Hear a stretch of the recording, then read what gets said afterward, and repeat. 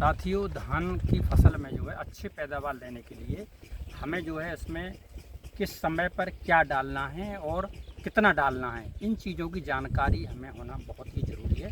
साथियों, इस समय धान के खेत में जो है जैसे इसके कल्ले ज़्यादा से ज़्यादा निकलें और अब जैसे रुपाई हो गई है, तो रुपाई के बाद हम प्रथम 40 दिन में क्या करना है ताकि हमारी बम्पर पैदावार हो, इससे संबंधित मैं आपको थोड़ी सी जानकारी बताऊँगा। साथियों, इसमें जो है जैसे धान की हम ये नर्सरी के बाद हम जब पौधे लगाते हैं तो पौधे 3-4 दिन तक तो जो है एकदम अपना सुसुप्त अवस्था में रहते हैं, यानी अवचेतन अवस्था में, बेहोश अवस्था में रहते हैं। ये 5-6 दिन बाद जा कर के कहीं होश में आते हैं और सही तरीके से ये जो लगभग 9वें 10वें दिन जा कर के इस पोजीशन में आते हैं कब इन्हें अच्छा खाद्य पदार्थ चाहिए, ताकि उस खाद्य पदार्थ के आधार पर ये अपनी अच्छी पैदावार और अच्छा बढ़वार, अच्छा अपना ग्रोथ कर सकें। तो इस समय साथियों, चूँकि अब ये इनकी वृद्धि होनी है और इनकी बढ़वार अच्छी होनी है, इसके लिए हमें कुछ खाद्य उर्वरकों का प्रयोग करना बहुत ज़रूरी है। यदि हमने समय पर खाद्य उर्वरकों का प्रयोग कर दिया तो हमारी बम्पर पैदावार होगी, और यदि हमने समय से चूक गए और हमने इस समय थोड़ी लापरवाही की तो हमारी पैदावार में एक बहुत अच्छी खामी आएगी। साथियों, जैसे हमारी फसल अब ये 10 दिन की है, तो 10 दिन के लगभग हमें अपनी फसल में जो है क्या काम करना है कि हमारा जैसे यूरिया 40 किलोग्राम यूरिया और आपका 10 किलोग्राम जिंक सल्फेट और आपका 1 किलोग्राम सल्फ़र आपका 80% वाला और 1 लीटर क्लोरोपायरीफास। साथियों, क्या चीज़ें हैं? 4 चीज़ें हैं। जैसे 40 किलोग्राम यूरिया, 10 किलोग्राम आपका जिंक सल्फेट और आपका 1 किलोग्राम सल्फ़र आपका 80% वाला और 1 लीटर क्लोरोपायरीफास 20 EC वाली। इनके साथियों क्या क्या काम है? जैसे यूरिया है तो यूरिया हमारे जैसे पौधों को अभी भोजन की ज़रूरत ज़्यादा पड़ेगी, तो ये यूरिया जो है हमारे पौधों के भोजन की उपलब्ध कराएगा। जिंक सल्फेट जो है देने से हमारे फसल में जो है जिंक तत्व की पूर्ति होगी और फसल को एकदम हरा भरा और एकदम जिंक से मिलने से मतलब आगे खैरा रोग भी नहीं आएगा। तो ये एक बार डाल दिया हमने इस समय, ये बहुत बेटर टाइम है, तो आगे तक ये हमारी फसल को सुरक्षा देगा। सल्फ़र डालने से सल्फ़र तत्व की पूर्ति होती है और साथियों क्लोरोपायरीफास डालने से हमें ज़मीन में उत्पन्न होने वाले जैसे कि आपके सूंडी है, दीमक है, ग्रब्स है, गिडार है, इन सब से जो है हमारा को क्लोरोपायरीफास जो है सुरक्षा देगा। तो साथियों, 10वें दिन हमने जो है 10-12 दिन पे इस तरह का ये हमने अगर इस्तेमाल कर लिया तो हमारी फसल के लिए बहुत ही एक अच्छी हालत उत्पन्न करेगा। साथियों, अब दूसरी बात है, जैसे फसल हमारी 20-25 दिन की हो जाए, उस 20-25 दिन की फसल में हमें क्या काम करना है कि हमारी जो अवशेष यूरिया बचा है लगभग 40 किलोग्राम, तो 40 किलोग्राम यूरिया और इसमें 10 किलोग्राम आपका मैग्नीशियम सल्फेट और 10 किलोग्राम जो है फेरस सल्फेट। इन 3 चीज़ों को, क्या क्या चीज़ें हैं, जैसे लगभग 40 किलोग्राम यूरिया, आपका 10 किलोग्राम मैग्नीशियम सल्फेट और 10 किलोग्राम फेरस सल्फेट। साथियों, इनके जो मैं आपको जो बता रहा हूँ बिल्कुल ऑथेंटिक और अपने अनुभव की हुई चीज़ें बता रहा हूँ। इन चीज़ों से, जैसे माना आपका यूरिया है तो यूरिया में फिर दोबारा जैसे हमारा ड्रिलिंग करना और उसको जो है उसमें भोजन की बम्पर आवश्यकता पड़ेगी तो ये यूरिया पूर्ति करेगा। मैग्नीशियम सल्फेट, मैग्नीशियम है उसमें और आपका सल्फ़र है।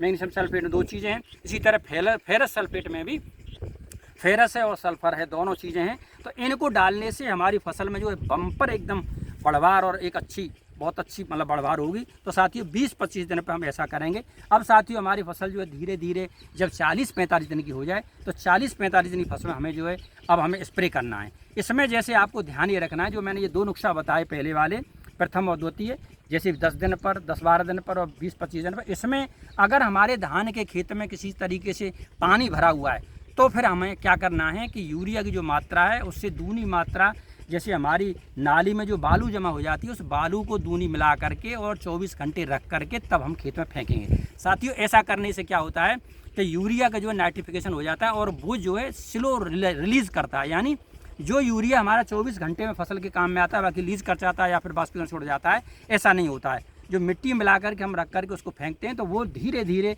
फसल के जो है 8-10 दिन तक काम आता है। तो जहाँ जल भराव और धान में अगर पानी खड़ा हुआ है तो ऐसी स्थिति में जो बता रहा हूँ कि यूरिया से दूनी मात्रा मतलब बालू की लेकर के और बालू मिला करके उसको खेत में फेंकेंगे। ऐसा करने से आपको बहुत यूरिया के बेहतर परिणाम प्राप्त होंगे।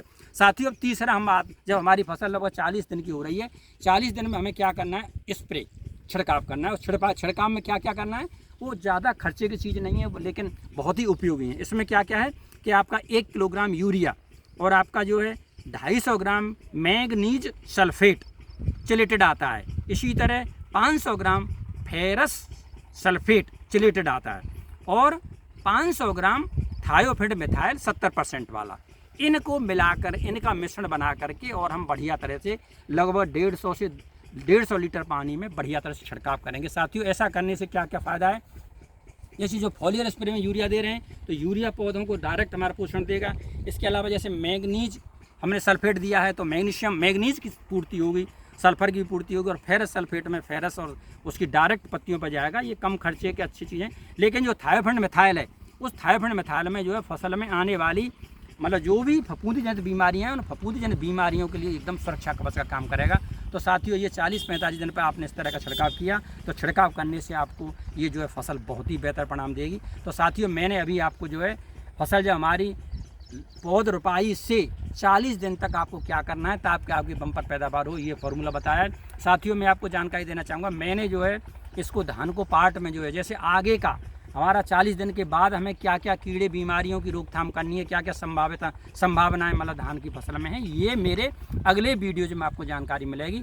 मेरे चैनल पर जो है ये 4 तरह के जैसे धान के, एक तो नर्सरी डालने का है, दूसरा जो है हमारी नर्सरी के बाद जो पौधा ट्रांसप्लांट करेंगे उस समय हमें क्या सावधानी रखनी है, और तीसरी जो है ये हमारी 40-45 दिन तक क्या है और उसके बाद क्या सावधानी रखनी है ताकि आपकी धान की फसल एकदम पूरी तरह सुरक्षित और अच्छी पैदावार दे।